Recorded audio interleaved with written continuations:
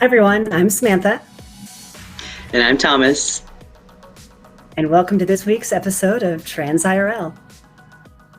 We have a great show for you tonight. We'll be talking about a variety of topics with our guests, but before we get to that, a quick reminder, if you haven't already, please be sure to subscribe to our YouTube channel, Trans IRL.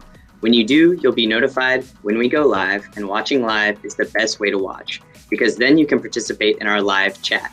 If you can't watch live, you can always catch the replay on our YouTube page. All of our past episodes are there, so be sure to check that out. Tonight, we're also simulcasting to our Facebook page, Trans IRL Show. So hello to everyone watching us on Facebook. And finally, we're also on Instagram, @TransIRL. It's the best way to submit questions for our guests before the show and to suggest any ideas you have for episodes. If you haven't already followed us there, be sure to do that. We've added a lot of new subscribers and followers over the last couple of weeks, so if you haven't had a chance to check out our past episodes yet, please head over to YouTube and check those out. And if you haven't, tell your friends too, right? Share those with other people in your life. As always, we do have Addison in the Trans IRL control room tonight, running things behind the scenes. She'll also be keeping an eye on the live chats on YouTube and Facebook, so please say hi to her there for us. If you have any questions, feel free to ask them there. We'll try to get to as many as we can at the end of the show. So with that, let's go ahead and get into tonight's topic. Tonight, we're going to be talking about a couple different things. We're going to be talking to an individual who's done some incredible work advocating for transgender inclusive healthcare. And we're also going to talk a little bit about transitioning later in life. There's no correct timeline when it comes to transitioning, and here at Trans IRL, we hope to show that everyone's story of embracing their gender identity is unique and valid. And for so many of us, healthcare also commonly becomes a large part of that story. Yeah, I know that for me personally, I've had a couple mixed interactions in healthcare in my transition. I know that I've worked with doctors who have never worked with a trans person before. I actually had an incident where a doctor walked out on me when I was talking to them about potentially starting hormones with them. So there is definitely a lot of issues out there that need to be addressed in the medical field. I know a lot of people can share similar stories as well. Yes. And tonight's guest has been on her journey in transition for the last 3 years. She's a professor emeritus at Michigan State University and a senior consultant in transgender healthcare, providing training for healthcare providers to better serve transgender and gender nonconforming patients. We are so excited to welcome to the show tonight, Jo Codde. Hi, Jo. We're so grateful to have you join us. Hello. I'm excited to be here for sure. Sorry for keeping you up too late tonight here, Jo. I know it's sort of a late start on the East Coast there. Yes, 10:33, and I'm not sure if I told you, Sam, I'm old, okay? I'm real old. But I got a nap, so I'm good. Okay, well, I wish I had a nap, to be honest with you. Mm-hmm. But thank you so much for coming on the show here tonight. It's wonderful having you here. I would like to take a few minutes just to allow you to introduce yourself to the audience and tell a little bit about your life and career and what you've been up to. Oh, sure. I'm an academic. I have at Michigan State University. I've worked for most of my career in the College of Education, where I was training in-service teachers on how to use technology in their classrooms. And but midway through my career, it shifted, and I began working overseas, where I worked in the Middle East, North Africa, Pakistan, helping those governments reform their teacher education and infuse technology. And then I retired in 2014, and I really wasn't sure what to do at that point, but my joke is I didn't know what to do, so I decided I'd try being a woman for a little while and see how that works. And it's worked out exceptionally well for me, by the way. So I've had some bad experiences with healthcare, and let me share one story with you that kind of led me to where I am today with this is that I had a situation where I woke up in the middle of the night really seriously ill. I had extreme abdominal pains, throwing up. I was on the floor. Somebody called an ambulance, and when I get to the emergency room, I'm laying on my side in kind of this fetal position, being wheeled in, and I can hear somebody in the background, I think it was a nurse, say, "Okay, put her over here in this bay." So they were all curtain bays. Okay, so they're wheeling me over, but then suddenly I hear someone else holler out, "Hey, wait a minute, she's a he. Now, where do you want us to put him?" And I knew that right then this wasn't going to go exceptionally well. And I was right, it didn't. I got into the bay, and my nurse refused to touch me. Not at all. She wouldn't touch me in any way. I was extremely cold and shaking, and I asked for a blanket. In the hospital, sometimes you get warm blankets. And she said, no. She said, "You'll get a blanket when I feel like giving one to you." So periodically I would holler out, "Could I have a blanket?" Finally, some lady down the line in another bay hollered out, "Would you please get her a blanket?" Well, finally, my nurse opens the bay and my curtain and had a blanket. But did she cover me with it? Nope. Did she hand it to me? Nope. Did she set it on the end of the bed? Nope. What she did is she threw it at me. I mean, not just toss it, she threw it. And I knew from that point on this was going to go badly. And it got actually much worse. So after that experience, I have a lot of friends in healthcare. I shared that with them and realized I kind of wondered, is this just me or is it our community? And so I started reaching out. Yeah, In fact, this is Sam, I asked definitely you. more.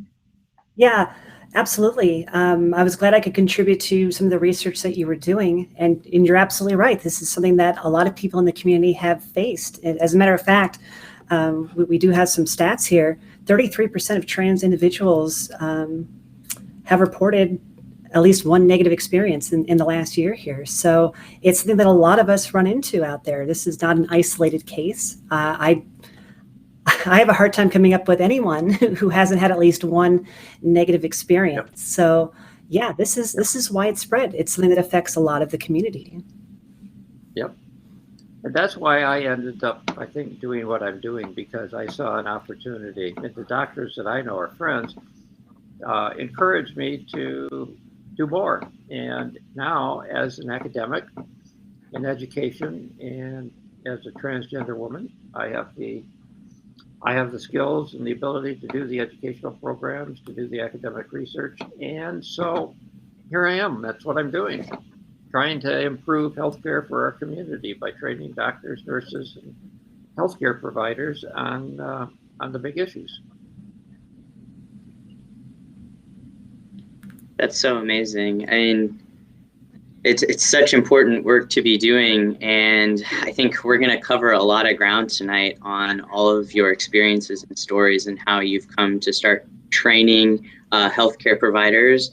But I am wondering, Joe, if you could speak a little bit to us just in terms of coming to an understanding of your gender identity and your experience with kind of grappling with this transition in your life, and also how that placed you coming out in the world of academics, which is its own little microcosm. And I know you're retired now, but you're probably still connected with that community pretty heavily. Can you speak a little bit about that? I sure can. But as you know, as you'll learn as I go here, I'm a talker. So if you need to interrupt me, please. I can get carried away quite easily. My transition of my life doesn't follow the typical pattern for those that wish to transition, I guess. I knew at 5 years old that something was up, and I thought about that every single day. Oh my God, look at that picture. Yep, that's about 10 years old right there. And I just knew every day that, but this is back, I was born in 1949. I'm 70 years old now. And so growing up in the 50s, 60s, even 70s, it's not good. I mean, when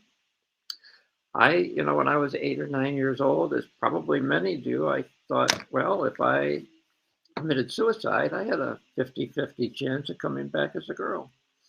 Well, that's kind of faulty thinking. And so life goes on. I came to a point where I realized I can't do anything about this. I will just move on. And so I did. Though I thought about it, I didn't. It's kind of like I grew up in a real small town, and what's there to do about it? I moved on. We didn't have the internet then, so we had no way of knowing what could be done. The only thing I remember is when I was about 13 or 14, I saw a magazine cover that had a statement that man becomes a woman. Yeah, that's it. And I saw that on the top shelf in a magazine cigar store kind of thing. And where it said, man becomes the most exciting woman, I thought, whoa, how does that happen? So I tried to get the magazine, actually. I went to reach for it, and I heard a booming, deep voice behind me say, "You leave that right there, young man." And scared put Jesus out of me. So I left and never got the magazine, couldn't find it anywhere else. So I moved on. I married, had 2 kids, and I had a good life, a good career. But my story is a little bit unique, and I'm not sure where you want me to start covering this, but I learned later that I was exposed to diethylstilbestrol, DES, in utero. And that drug can affect gender. In women, DES daughters, it can affect, it has serious implications for them: cancer, breast cancer, uterine cancer, cancer of the cervix, and infertility. In the sons, they thought at first didn't do anything. And by the way, diethylstilbestrol was the first synthetic estrogen ever created in 1938 by 2 chemists in the UK, and they didn't do any drug testing on people, animals. It was about 200 times stronger than a dose of estrogen today. Eli Lilly picked it up here in the US and started marketing it to prevent miscarriage. So they started giving it to pregnant women. By the way, it didn't do anything. It didn't prevent one miscarriage. All it did was harm. And now they're finding in the sons, DES sons, that, well, consider this, for 2 trimesters where I would have been developing male, testosterone and everything, I got blasted with estrogen for the whole time. And as we know today, that if you want to transition, you take cross-sex hormones. Some of my doctors have said that I almost essentially transitioned in utero because I got hit with such high estrogen. And I would say that maybe that's why at 5 years old I knew, and why I've known this my whole life. And that there's a lot of birth defects, side effects from that exposure. And the CDC lists a lot. I have them all. That's really, really interesting, Joe. It's something that I honestly don't know very much about, but it seems to have really impacted your story pretty profoundly. And I think overall, there are so many people out there, regardless of their medical history, who really identify a lot with what you're saying in terms of knowing from a very young age how they saw themselves and what their gender was, and how that conflicted with what everybody else was telling them. And I'm wondering if you can kind of talk us through now, later in your life, what sort of led you to your coming out moment? What got you there? Well, what got me here? Again, it's related to the DES. About 5 years ago, I was having a lot of health issues. I didn't feel good. It was a long-standing problem, and my doctor did some blood work, and she said that I was anemic. She wanted me to see a hematologist, and I did.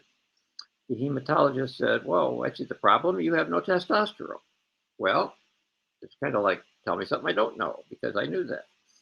And this hypogonadism, low testosterone, is a side effect of DES exposure, along with a number of other things. So they put me on testosterone supplement. I was using androgel, rub that slimy stuff all over my arms and stuff. And things started happening for me. And it was like, okay, I started growing breasts, my skin, I was actually, a lot of the secondary sex characteristics that we would look for was taking estrogen were starting to happen.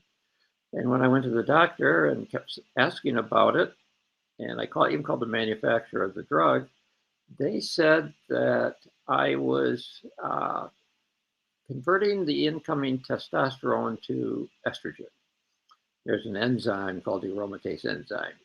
And in my case, it was converting a fairly high amount and enough to cause my breast to develop and skin to soften and get a little curves. And my doctor kept apologizing to me. He said, "I'm so sorry this is happening to you." And oh my God. And I'm thinking, yeah, don't worry about it. I'm pretty good. And so I just went with it. And I realized, and at one point I thought, oh my God, the prayers of this 5-year-old boy have just been answered. So I went and saw a gender therapist. And boy, was that a bad experience the first time. One thing, and I don't know, I work with the transgender community significantly, but I had, from where I grew up in the community, suffered from transphobia. And it just, the therapist started using terms that from my generation really bothered me.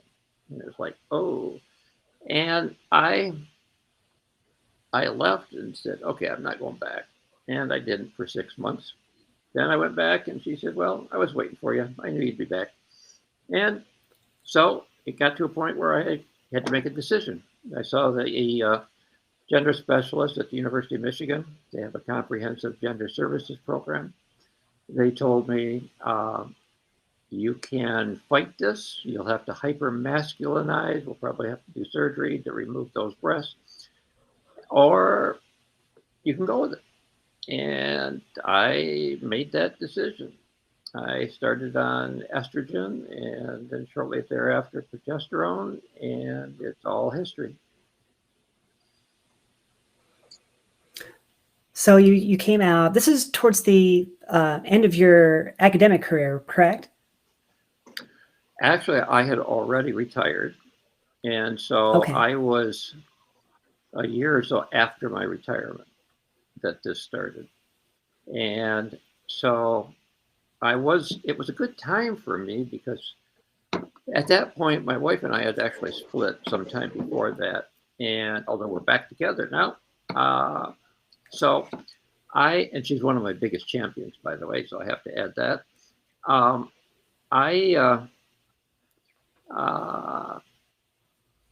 I just wasn't sure where I was going to go with this. And once I did, it was ideal because I didn't have the work environment to deal with. Well, this is pretty much, I say that's almost day one. Not quite, but right in there where I first started. By the way, as I did all this, I've lost 100 pounds as well. So I'm a little heavier there. Yep, there's another one with the heavy guy and the slim girl.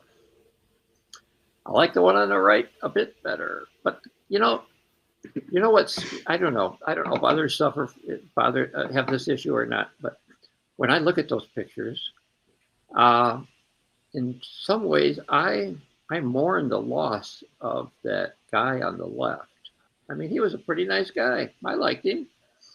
I had my moments, but and now I love myself, but still that comes back, and I think, oh my.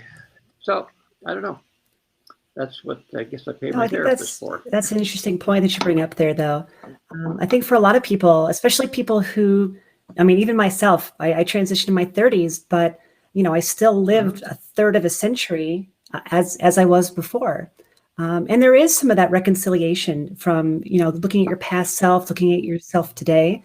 A lot of amazing things happened in my past. I got married. I Mhm. had 4 beautiful children. And all of those things are still just as beautiful, even though I wasn't able to present as myself back then. So there Mhm. is some of that reconciliation that even I've faced in this process. I don't think you're alone in those feelings, Joe. Yeah. Yeah. I understand that. Yeah. But it's like for me, you're just a little bit younger than I am by a couple decades, and I, I lived 66 years or so as that other person, and I've been 3 or 4 years or less as this person. So, but I'm doing good. I love my life, and that's all that matters to me. So let's talk about that a little bit more. You retired Hmm. from your academic career, from your teaching career, and your work there, and you did become involved in advocacy work in medicine, Hmm. and in particular transgender medicine. So I'm a little curious how your journey took you from the start of your transition and gave you this opportunity to start advocating for the community. Okay. Well, what what happened is I described that really bad experience in an emergency room with the nurse and that experience. And then after that, I was talking with the doctors, friends of mine, and they said that this is not unique to just me. And they encouraged me to start looking into what could I do. And I saw an opportunity. So as an academic and as a transgender woman, I saw that I might be able to do something. And what I found through the research that I did is that healthcare providers get little to no training or education in caring for the transgender or gender variant patient population at all. Nationally, less than 5 hours of training to the entire LGBT spectrum. And so, and that's LGBT. And so the T gets very little. I am finding that if they get an hour in their entire medical education, that's pretty good. So I'm I worked too hard to get to where I am now. Academically with my work, I went, to school, got my bachelor's, master's, Ph.D., then went on in academics, assistant, associate, full professor, now emeritus. I didn't want to stop. I didn't want to be retired. I didn't want to be an old person that just sat around and did the retirement things. And today I'll do a little woodworking or a little, not knocking that for anybody, but that just wasn't what I wanted to do. So I saw this opportunity, and I started approaching the medical school here and nurses and hospitals, and they started bringing me in to do training. So I can bring in people that know the hardcore medicine, but in the science, but I'm focusing a lot on the soft skills, how to teach healthcare workers, physicians, and nurses how to communicate with transgender patients, how to take medical histories, how to watch for signs of distress in a transgender or gender variant person. In particular, I'm always disturbed by the fact that in the normal population, 4.6% will attempt or complete suicide, serious attempt. And in the transgender population, it's 41%, 9 times or more higher. And so I'm telling healthcare workers, if you're talking to a patient, particularly a younger one in an emergency room setting or even in a primary care, you need to screen that person, not just ask them, but there's things to watch for. And so I'm trying to teach them those things. I had shared with you, Sam, that I did a TED Talk, which was exciting. I love that. And the theme for the program was catalyst for change. And so my talk focused on the catalyst for change in transgender healthcare. And I boiled it down to 3 words. They have to treat us as a transgender and gender variant population with compassion, dignity, and respect. Yeah, I think you touched on so many important topics there, Joe. Obviously, the suicide rate in the trans population is much higher than the general population, but you also mentioned distress in medical situations. And another important metric to look at here is actually the number of people that who are transgender who are avoiding going to medical providers because they're terrified of additional bad experiences. And here's another survey result here where 23% reported that they chose not to seek needed health care because of fear of being mistreated. And that's terrifying.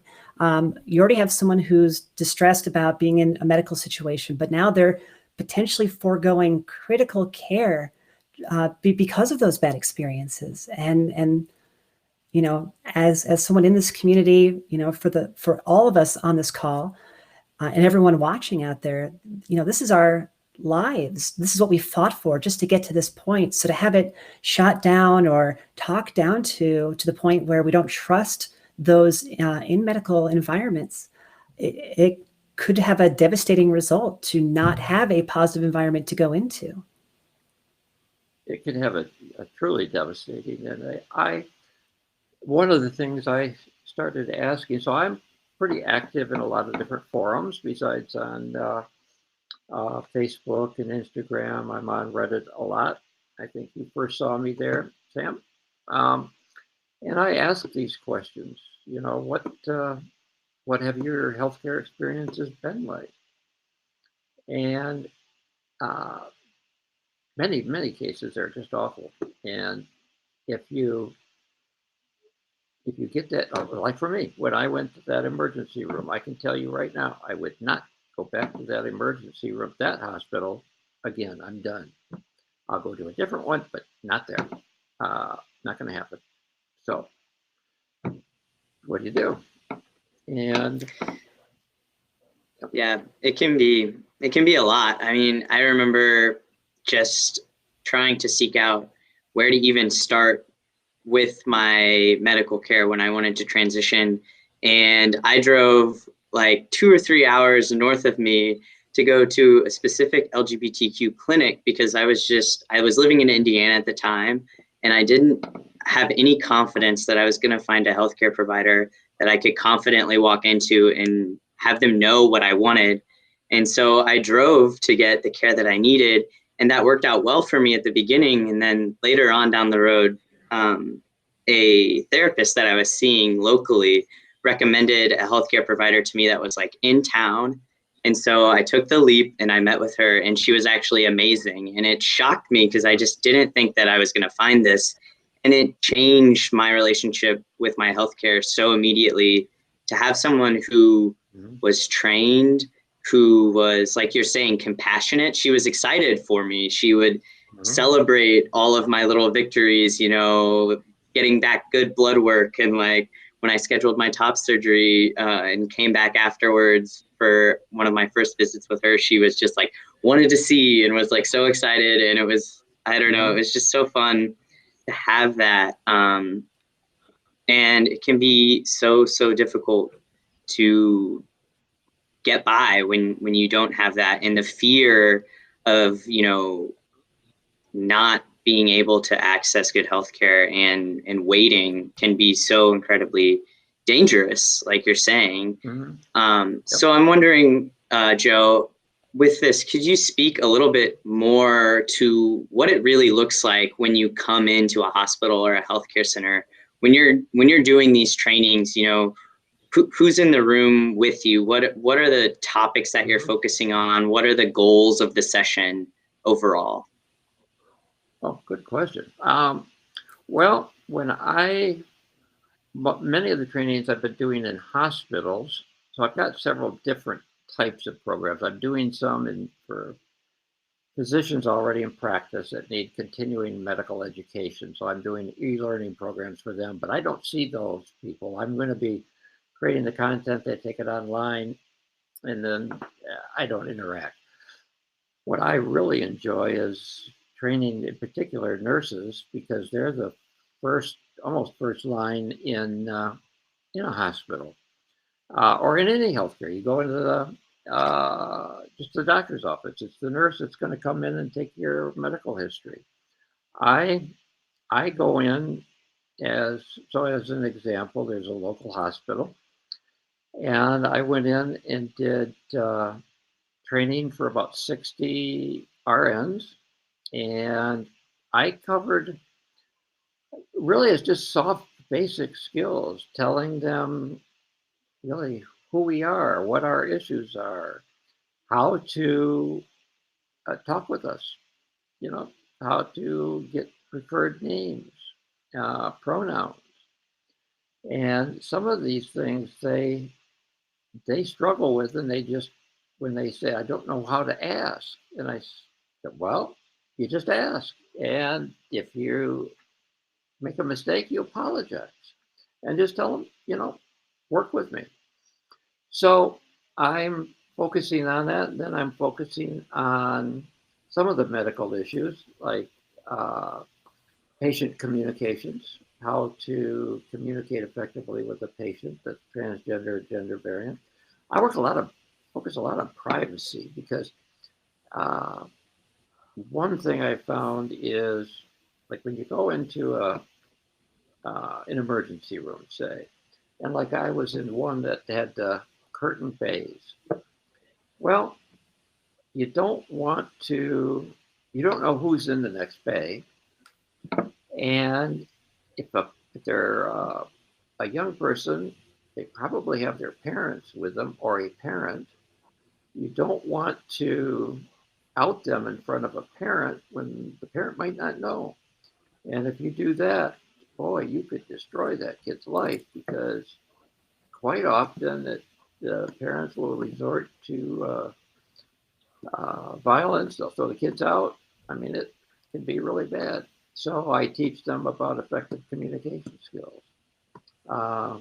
And like I said, soft skills. And they really have, they're very eager to learn these things, very eager. So, but when I get into the hardcore medicine, if you want to know about medication, hormone regimens, and all those things, I know that, just like many of us do, we know those things. You know, I trained my doctor just better probably than many others. But I bring in people that do know that stuff, and they have the credentials that they can do it. You know, I'm so glad you said that. Training the doctor, that's definitely something I've experienced as well, where for my PA, for example, at my regular doctor's office, I'm their first trans patient that they know of there. So, and she's been wonderful, thankfully, but there's also been a lot of back and forth where, you know, she's asked me questions about, well, is this how, you know, this should be done? And does this look right? And just, it's sort of strange to have to go into a professional environment like that, and train your professional, but I think it's a common position a lot of us find ourselves in. So I'm happy to do that. Of course, if someone's willing to listen and to learn, Sure. I'm happy to step up. But I know that not everyone wants to advocate, and not everyone should have to advocate. But largely, this is where we still are today in the world of medicine and in transgender health. My question for you, Joe, would be, for people who do want to advocate more and help this situation, how can people like myself or other people interested in helping more, how can we get involved? How can we help move the needle in the right direction? Wow, that's a good but challenging question. I think it's just getting active in your local communities and finding ways to reach out to the medical communities. I reached out, so I'm in an academic campus, so I'm at a major university, and there's a lot of organizations here, LGBT organizations, there's things called queer in medicine, and so I reach out to them and just say I'm available and I'm a resource. And so I just share this with just people here and there, and suddenly I'm getting called. And we do know quite a bit about our own healthcare, and probably more than the provider. However, that doesn't always work that way. And I've been talking with a young person who has found a good way to manipulate the healthcare community or the healthcare provider. And I think that's ultimately to her detriment, but we got to be careful how we use this information, or limited information, because it's, and I'm not sure if I'm getting off track here on your question, but I'm finding that, so the healthcare people know little, and a patient may come in that knows maybe a little bit more, but starts manipulating the doctor. And boy, that can lead to all kinds of bad things. When you come to prescribing things like hormones, and they push for, bigger is better, or more, give me this, give me that. I push back on that. And I'm getting, some of these communities online, Reddit and so forth, I get slammed here and there because I tell them bigger isn't better. It's not that if you double your estrogen or triple it or whatever, it's going to have a better outcome. In fact, it probably could have a worse outcome. You have to be careful. This is medicine. It's not, if you have a medical degree and you know all this stuff, then good for you. But if you don't, listen to that care provider, listen to the doctor. They might not be experts in trans care, but they know what the limits are. And I could go up now. See, I could go off on a tangent here because I got a lot of stuff to talk about on that topic. Oh yeah, I think you bring up a really important point to kind of hone in on, and I think it comes up so much for so many of us. I know that through Instagram, I have people that often message me, comment on posts and things like that, asking about what dosage of testosterone do I take every week. And there's a lot of cross comparison in the community. And sometimes people just want to know to gauge, or they just want to know how, because with testosterone, there are many different ways that you can take it and all sorts of things. So we're all trying to share information, and it is a community where we're so, self-built. we share our information. We curate forums like this to share information so that we can all learn, because we often can't go to the professionals. But then we get into scenarios where comparison can be really dangerous, and a dosage that works for my body is not going to be a dosage that works for your body. Everybody is going to metabolize these hormones differently, and making sure that you do the blood work and work with the real healthcare professionals to to keep track of that is so important. And it's a really good thing to hone in on, especially when we think about the true need to advocate for ourselves in a doctor's office and really be able to ask for what we want, but know where the line is between asking for what we need in access and asking for what we may want, which we think is maybe more or better or some other things. So those are two very different things. Yeah. Yep, exactly. The one thing that I found, and I might be guilty of this myself at some point very early on, is that with the estrogen, you think that higher dose is better. The more you take, the better, faster the results will be. No, doesn't work that way. But you can't tell somebody that's 19 years old or so that that's the case. And there's so many pieces to this that, of course, we've had, like on Reddit, you've got the do-it-yourself forums. And so they get out there and they start comparing, well, what are you taking? What am I taking? What? And they don't do any lab work and they just go off and do it. And they could be okay and they could come out really bad. Or they might just not optimize the results. They want to get to a certain place. They think they're doing it, but they're certainly not doctors, never had any training in this, and they might be doing something that's really counterproductive.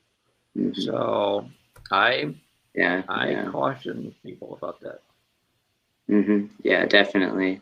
So I'm wondering, Joe, with all of your experience now in doing these healthcare trainings, how do you think your approach, to your own healthcare has changed? Has your doing trainings impacted how you yourself walk into a room with a doctor?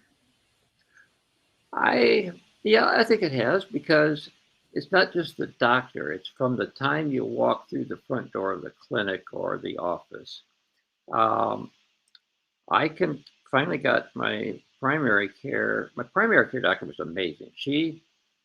When I told her that I was transgender, and well, I got to tell you, that was a hard moment. I just did not want to say those words to her, but I did. And she hugged me and cried. And when that happened, I just realized, wow, this is powerful. But that's her. I've run into providers, like you walk in the door. So I'm sitting in the waiting room. I mean, here I am. I might have a dress on, I might not. I don't know. And they walk out, and so I'm Joe, of course, J-O, but J-O used to be J-O-E, which led to another name, Joseph. And so they come out and call for me to come back, and they'll call Joseph or Mr. Kotti, and it's like, no, this is not good. And there's 10, 15, 20 people in the waiting room just staring at me. And that's so uncomfortable. And that's where I focus a lot of the training I'm doing, is educating these people, because that hurts in a way. And I finally got to the point where I just refused to get up and come in.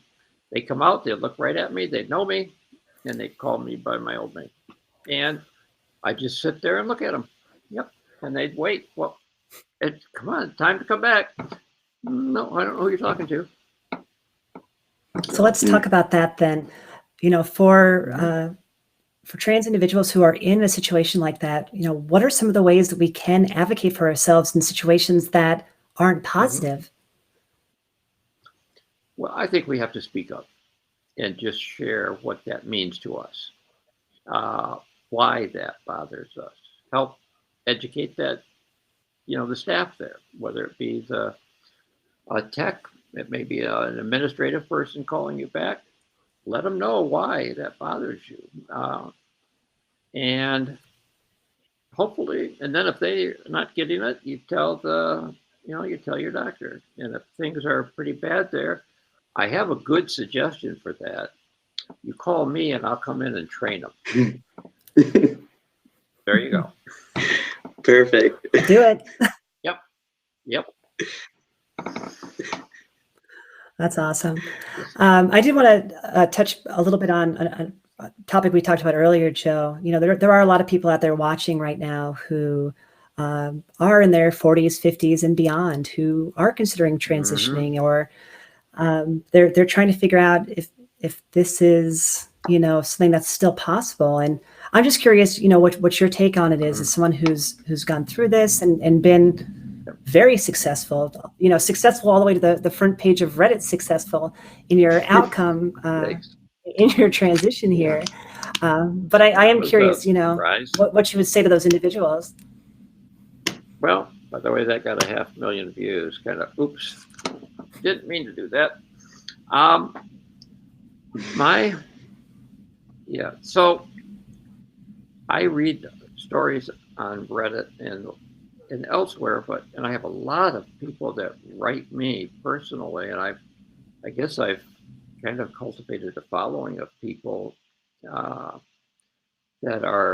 want to transition when they're older. Now, this is so hard to give advice on because there's so many pieces to this puzzle.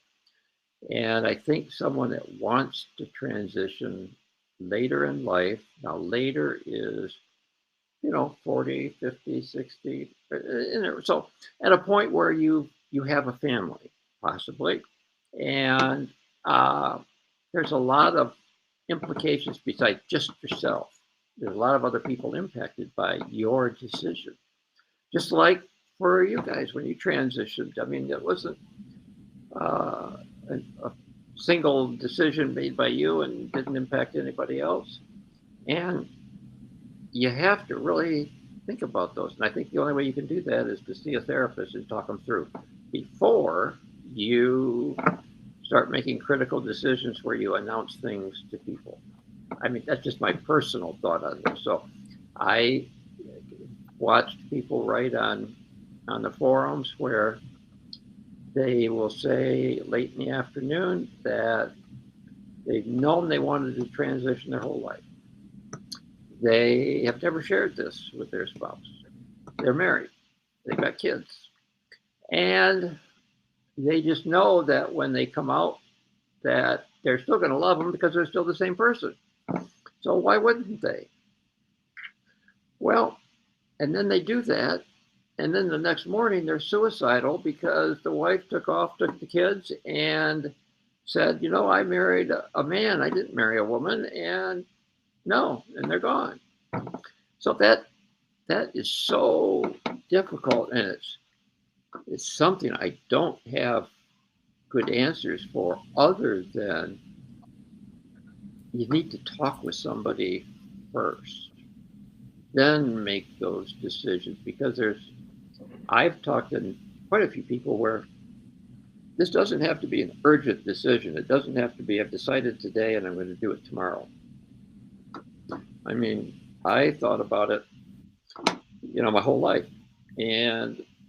But you got a long life to live, and you don't need to be in a hurry, because people say, well, I can't, if I don't do it when I'm young, I'll never get the same results. I even had an endocrinologist say that in a lecture, that someone that transitioned at 30, 40, 50, they might as well not even do it, because they will never have the secondary sex characteristics. And I almost said something in front of people, but then I didn't. Took them aside, and I was wearing a camisole, something like I am now, but I have a pretty good sized chest, and I have never done any augmentation, nothing. And he's saying that they will never grow breasts. I showed him he's wrong. And people that transition when they're 40, 50, 60, 70 can still have the same changes and outcomes that somebody that's 20. Once you've passed that threshold, past puberty and past all the things that testosterone is going to do to you, that's done then. So you don't have to be in a hurry. Mm-hmm. Yeah, it's such a good point. I'm so happy you said that, Joe, because it's so easy to begin to compare yourselves to people out there, especially in the age of social media where we're all communicating and talking and sharing photos, and your timeline, like you're saying, is your own. There isn't a right way or wrong way to go about understanding yourself or coming out or transitioning or medical care or whatever you feel like you need. If you need it and you want it, you will get to it in your own way, in your own time, and owning that part of your life and just understanding it, that it's truly yours, and trying not to hold any guilt or resentment about that. It can be so difficult, like you're saying, but it really is true that we all have our own timelines. So I do want to bring in a viewer question for you, Joe. Someone has written in and wants to know, when you're working with healthcare providers in these trainings, are they receptive to the training that you're providing? What has been the feedback in the room from the trainees? What's the room normally like? It has been exceptionally receptive, because they're like, they don't have any information about this. They know very little, so it's kind of like an empty vessel, and everything you tell them is new, and they're soaking it all up. So I found that they're very open, receptive, and they want to know. I had one where I was doing a session for about 35 nurses at a mid-Michigan hospital. And they asked before the session started if they could bring in some nursing students. And I said, sure, why not? More the merrier. And so there was a guy that sat in the front row. He was in his probably 50s. He was a nursing student, but he was a retired firefighter, a retired fire captain, and a paramedic. And he was like this big and arms like this. And he just sat there and he said, nope, I don't think this is good. I don't think it's good at all. And I said, well, just give me some time. And he left at the end of the day saying, it wasn't so bad, and I did learn a few things. Thank you. So I think they really want to know. All right, Joe, we have one more question that came in from the chat. And they were looking for you to expand on what you said earlier about missing who you were prior to transitioning. And are there any specific things that were different about you or your life then that were good that you don't have now? Oh, yeah, okay. Wow, that's a challenging question. That gets into my therapy sessions. Okay, so I'll divulge a few things here that comes out of my deep psyche. I grew up in a very small community that was no diversity, none, zero. And being different was really bad. And so I grew up with people that are all transphobic, homophobic, all of that. And I don't know, when I look back at the person I was, I miss that in some way because of my kids, I guess. I have two boys. One's 40, one's 38. And the 40's fine. He's just the greatest kid on earth with this. The other one, yeah, he's fine, but yeah, maybe not quite so much. And I was his dad. I still am his dad, but it's different. And I wonder, I wake up at 4 o'clock. So here's my revelation. Okay. I wake up at 4 o'clock in the morning every day, every morning. And my brain starts and I can't shut it off. And it says, what are you doing? And that I'm, 70 years old now. And, I've lost some friends. It hasn't been bad, but I've gotten so many new friends and things that, in many ways, things are so much better. And for me, I'm just good now. I feel right. I felt right before. I didn't suffer the same gender dysphoria that many, many experience. I didn't. And, but I knew this is what I wanted. So I still have the same problems that we all have with that, I think.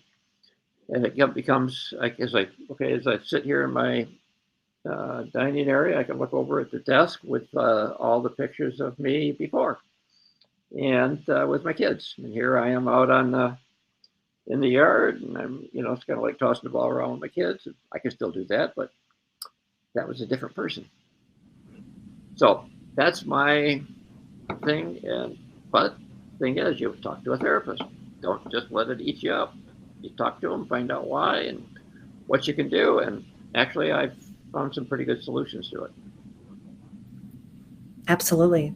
Therapy has been so important for me during this transition as well. And I think we have to come to terms with a lot of those issues from the past. I really appreciate the open and honest response to that question, Joe. I'm sure the person who asks it appreciates it. It's important that we be honest about this process. Even in situations where things are going relatively well, there still are very difficult to work through, even in the best case scenarios. I think that was our last viewer question we had. So this has been a fantastic talk, Joe. I'm just so thrilled that you joined us here tonight.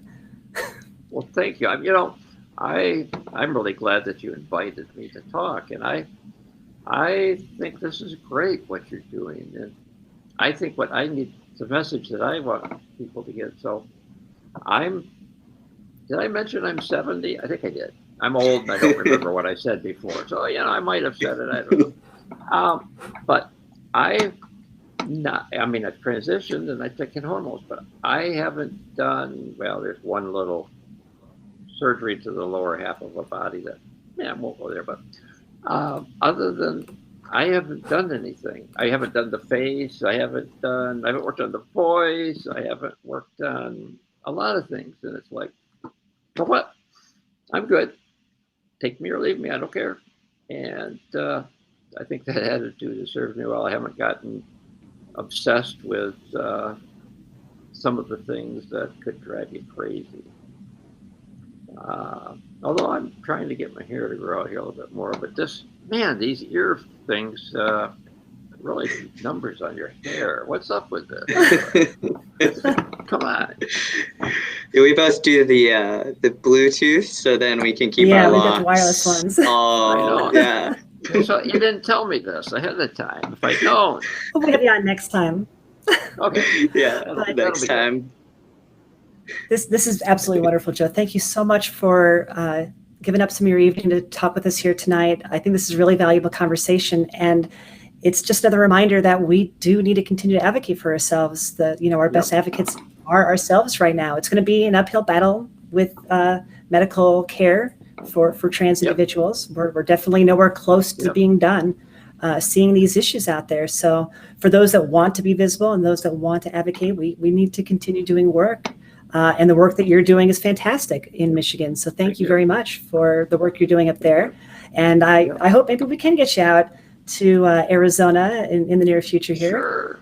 And elsewhere in the country. We need more people out there doing it. Yeah. If I could say one more thing.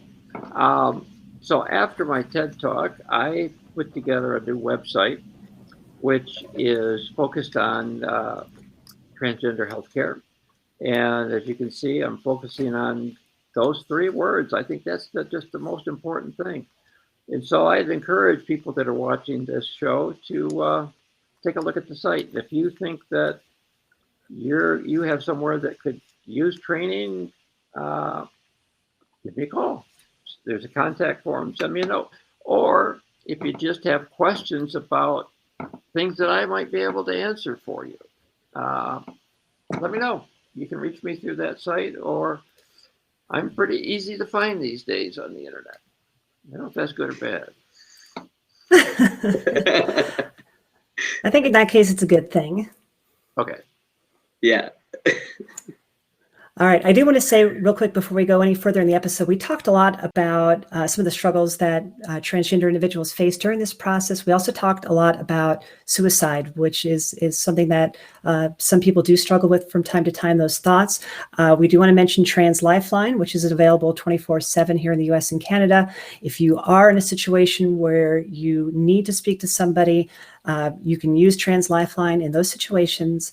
And there will be someone there to answer the phone and talk to you. It's a fantastic resource to the community. So please, if you haven't already, make sure you have that number saved. It's a very, very helpful resource. Very good. All right. So thanks again, Joe. I am going to quickly turn to next week's episode. And next week on Trans IRL, we're going to be chatting with Tristan Reese. And Tristan is a social justice professional, a transgender advocate, and curator of the Biff and I Instagram page, which is right there. Tristan and his husband Biff became what they call accidental gay parents when they started their family by the adoption of their son and daughter. And in 2017, they welcomed their third child to their lovely family. Yeah, it's going to be a great conversation of queer family life and transgender fertility and pregnancy. This is something that affects many trans people as they start or expand their families through transition. So we hope you can tune in with us a week from tonight. Same time, same place. There's our times right there. This is so fun. Right. What a great combo. This is good, right? A good chat. Yeah, I'm so glad that Joe was able to join us here tonight. Gosh, such an important topic, right? We're all affected by medicine, and it's something we all need to be aware of. So, Joe, thank you once again for your work here and for joining us here tonight. Thank you. I appreciate it. Yes, thank you, Joe.